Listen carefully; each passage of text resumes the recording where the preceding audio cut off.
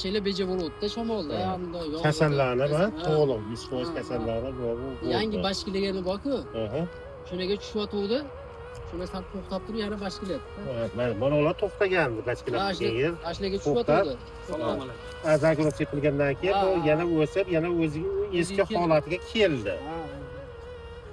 Mana ular yangilanib ketdi birovlar, bu sepilgan yerda. To'xtadi.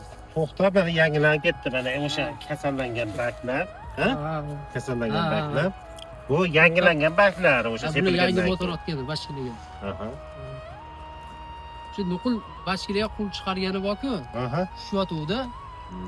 Shu nima deydi, ana shudir undan bo'tuvdimi zangi. Shuni to'xtab turib, shu doringizni sepganingiz. Sepilgandan keyin to'xtadi, mana yangi nimalar uchunda o'suvchi nuqtalardan yangi baklar chiqarib o'sish boshlandi. Strashli holatda nima bo'lganda kasallangan ekanda. Kuchli bo'lgan ekan. Nuqul bashkilayveradi, nuqul tushaveradi, kasalliga. Endi hozir bir martada tozalanib ketmaydi, bir marta sepildi. Yana bir marta sepasizlar buni.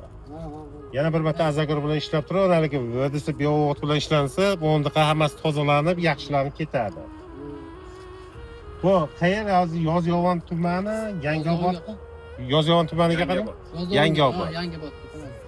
Necha hektar qo'yning? 3 hektar haykal bor. 3 hektar qo'yin ekansiz. Poli 6 hektar. Poli 6 hektar. 6 hektarlik poli. Qancha o'zgarish bor ekan? Yaxshi. Kasallik, samiklar hozir kasallikdan to'xtagan. Mana o'sha kasallangan nimalarda, mana bu strashli yerlarda, mana kasallangan yerlarda gullarda, shonalarda o'sha bio'g'it tasharrufni azagro sepilgandan keyin gullarda, shonalarda ham to'kmagan. Mevalash ham yaxshi. Mevalashni ham yaxshilashdi. Endi hozir bio'g'it sepsa mana bular hammasi baklar kattalashib, nimasi quvvatga kiradi. Immunitet tizimini kuchli yaxshi shakllantirib beradi. Necha kun bo'ldi azagron sepganingiz? 4-chi bo'lib qoldi aka. Toshna kuni. 4 kun bo'ldimi? 4 kun bo'ldi. Necha kunda natijasini bildirdi? 2 kunda bildirdi. 2 kunda kasallik to'xtadi. Qoraytirib sal bildirdi-da, o'sha rangilari ham, bachkilashlari ham yaxshi bo'ldi. Bachkilashi bu o'sishida, bu o'sishi mana nimalar yangi bach chiqarishlari. Yangi. Mana bunaqa mayda hamakchalarda ham olgan hamaklarda ham ushlab qoldi, to'kmadi. Buni kasallanganda mana hammasi to'kilgan bunda. Ular shu bachkilagani ba'lari ponni qotib kasallandi, darga zang kasal bo'lib.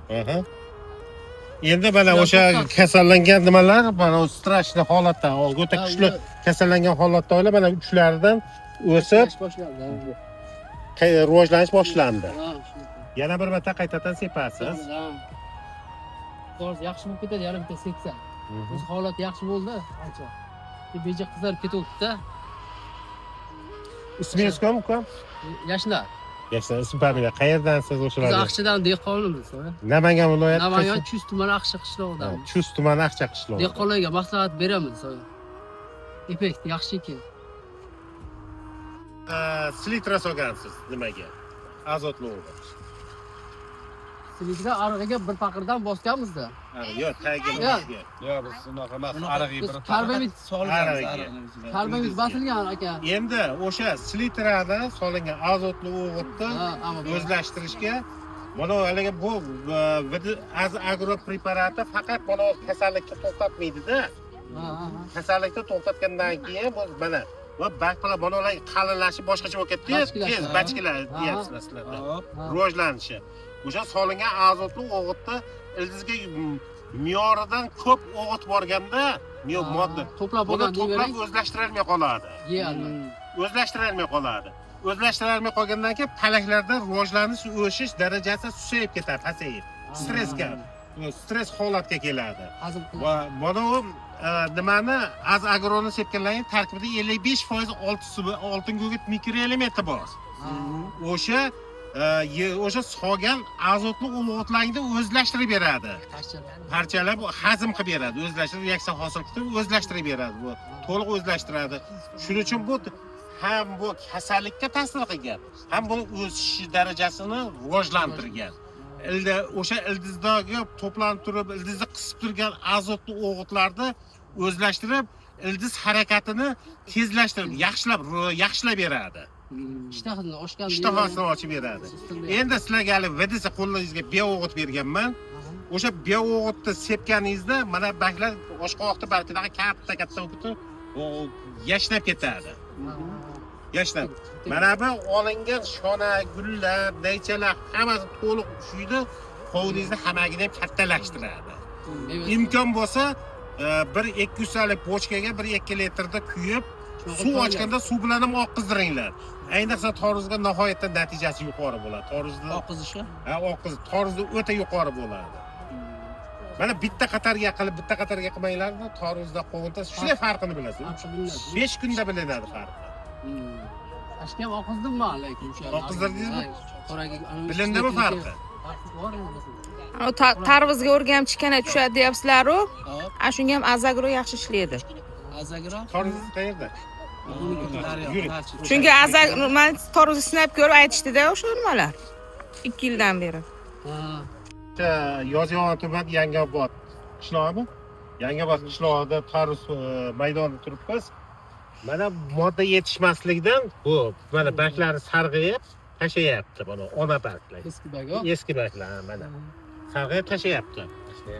Mana shular ham hozir mana shunday holatga keladi. Mana bu dog'lar turibdi, yaqinroq olib kelinglar kamerani. Mana qizil, qora, pushti, sariq har xil dog'lar turibdi. To'g'rimi? Bu dog'lar bitta mikroelementli moddani yetishmasligi. Har bir dog' bu dog'lar belgisi. Shunga men hozir sizga shuni tavsiya qilaman. 3 kunda o'zgariladi. Mana shu dog'lardan bitta ham asar ham qolmaydi. Mana sizni hovlingizga sepildi, ko'rdingiz natijani. Hozir biz sizga bu modda yetishmasdan VDS bio'g'otini tavsiya qilaman. 200 litr suv, 200 litrli bochkaga suvni to'ldirasizda, o'sha 2 litrni kuyasiz. Kuyib, yaxshilab aralashtirib, yarim soat suvda tursin. Tirik organizmlar jonlanib oladi. Keyin o'sha ishchi ertman o'zida apparatga quyib sepasiz. Bugun kechqi nimada sepasiz, ertaga o'zgarish boshlanadi. Sham tushadi, boshqa bo'ladi. 3 kunda rost bilan o'zgariladi. Mana bu palaklaringiz umuman o'sha modda yetishmasdan, nima qilmasdan, ildiz harakatlanolmasdan rivojlanolmay turibdi.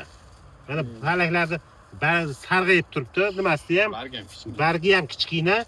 Mana baklar kattalashib, g'ujumak bo'lib turibdi. Bu g'ujumak bo'lish kasallik yoki nimadan emas, modda yetishmasdan mana o'suvchi nuqtaga, mana hosillarga modda yetib kela olmayapti o'sha talabi. Quvvat past deyavering. Ha, quvvat past. Yetib kela olmayapti. Shuning uchun nima kichkina. Siz shuni bugun seping, ertaga natijasini ko'rasiz. Raza bir haftadan keyin kelib turib, qaytadan videoga tushiramiz. Mana shu nimaniga metga qo'yib qo'yamiz hozir. Palakka sepilgandan yaxshilab sekin shoshilmay yurib pishib sepasiz.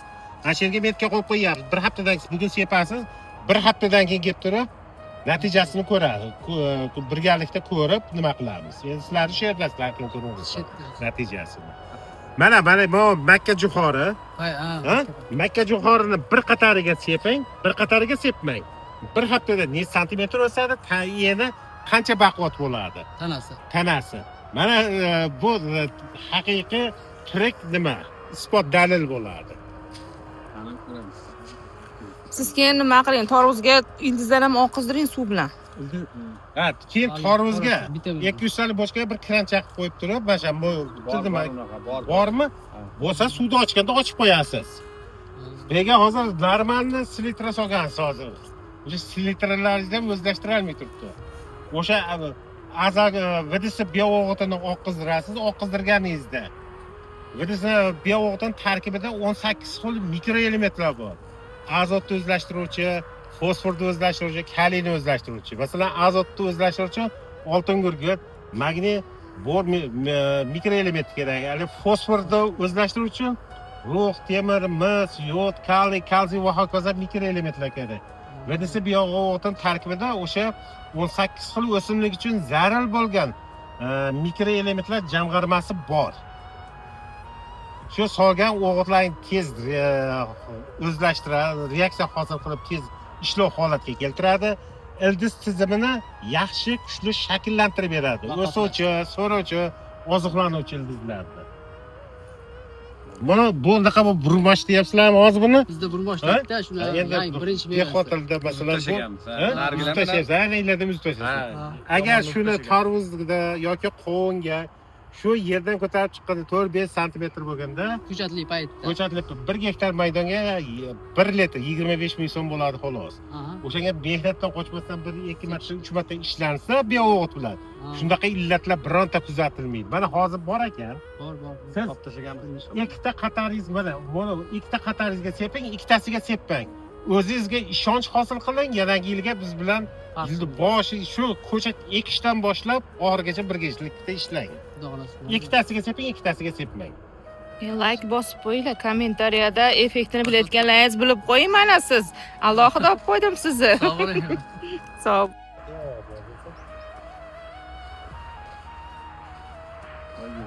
Mana buni hozir oralig'i 4 metrmi? 5 metr. 5 metrdan oraliq qo'ygansizlar.